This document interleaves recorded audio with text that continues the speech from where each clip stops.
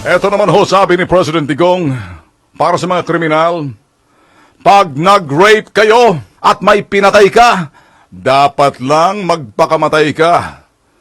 Huwag mo nang sayangin pakainin pa kayo sa loob ng kulungan, mga putok sa buho kayo. Sabi ng CBCP, ay lalo lang yung mga gumagamit ng droga. Galit ho talaga. Sabi ho ni Duterte, di bali na ako ma-impeach. Kung aking pinaglalaban yung aking plataforma sa umpisa pa lang, kaya ako nanalo, gawa nga ng sinasabing crime at corruption. Sa mga matitigas ang ulong, mga sinasabi ho natin mga korap, magtago na kayo. Sa mga mamamatay tao, rapist, mga sa droga, magtago na rin kayo. Sa mga nanghahalay, there's no bleeding hearts. Only the yellow, as well as the CBCP, will cry for you. Don't cry for me, CBCP. Cry for what? May mga ibang kongresistang senador dyan, bleeding yellow hearts, anti-poor daw talaga yung death penalty. Say what? Anti-poor daw. Really no? You mean to say when there's a criminal, all criminals are poor? Ay kundi ba kayo masangkaterbang mga bobo? Yung mga malalaking kriminal dyan, naturalmente, isasalba nyo dahil sasabihin nyo, karamihan sa mga mahihirap kaya sila nalalagay sa estado ng alanganin, gawa ng kasalatan sa kaalaman, kasalatan sa pangangailangan. Pero hindi yan ang rason, kasi sino may gawa niyan? The yellow bleeding hearts. They want to make them poor, because when they're poor, they're going to be dependent. They want to go on social welfare. Ipagkakaubayan ka ng kinabukasan sa mga putok sa buhong politiko na sinusuportahan ng CBCP at mga obispo. Etong mga kumag-kengko at kolokoy na to, gusto nilang dating gawi. Ang sabi naman ni Duterte, stop, mga PI kayo. Pag pumatay ka, abay, nang rape ka, may pinatay ka, dapat lang magpakamatay ka na. Para hindi ka na pakainin ng gobyerno, pagpakatiwakal na lang. I love this job. You know what? Ito totoo ito ha. Tingnan nyo sa file ho ng TV5. Sabi ng isang obispo sa CBCP. Listen to this man. I love this one. Bantayan mo ang mga kriminal para hindi gumawa ng krimen. Bobo. Bobong obispo. So ibig mo sabihin, sa dami-daming kriminal, iilan lang mga pulis, babantayan mo? Paano na magpapatupad ng batas yung mga pulis na yan para bantayan? Ang daming mga kriminal.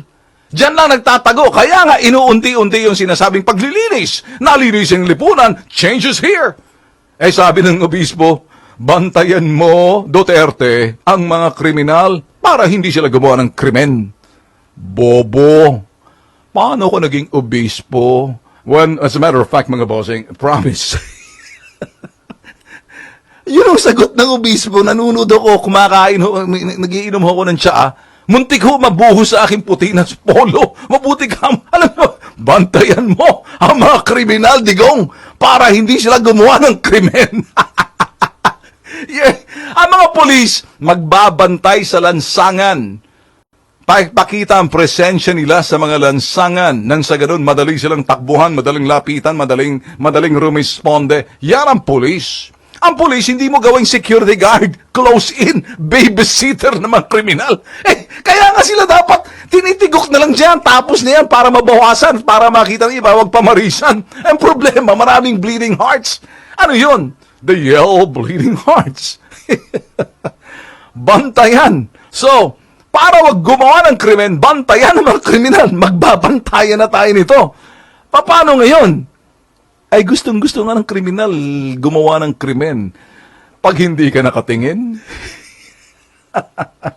So, pag binantayan na natin ng krimen, paano pa tayo gugulong mga obispo, mga bobo? Ewan ko sa inyo. I would do respect, I'm sorry. I'm not saying you, mga sangkaterbang bobo. Bobo lang inyong pananaw. Gawin nyo na lang, mag-emanghelyo na lang kayo, magturo na lang kayo sa simbahan. Kasi mali-mali ang mga sinasabi ninyo. Totoo. You do not prevent crime. You do not solve crime. You prevent crime from happening. It doesn't mean na magbabantay ka. Show your presence. Uphold the law. Instill fear in the criminal. Fear is the beginning of wisdom. Sabi ho sa Bible yan eh. That is when the criminal fear the law. They don't fear the law. Have their own language, you gotta speak it. How? Gusto nilang pumatay, di patay din. Buhay, pagkitil ng buhay, kinakain kapalit buhay din. That's the way it is. Kaya CB, turuan nyo na lang ang inyong mga andyan, yung mga faithful. Tonong gabis mungit kum espiritum tum tum tum tum tum tum. Umamin. Anong aaminin? Bobo.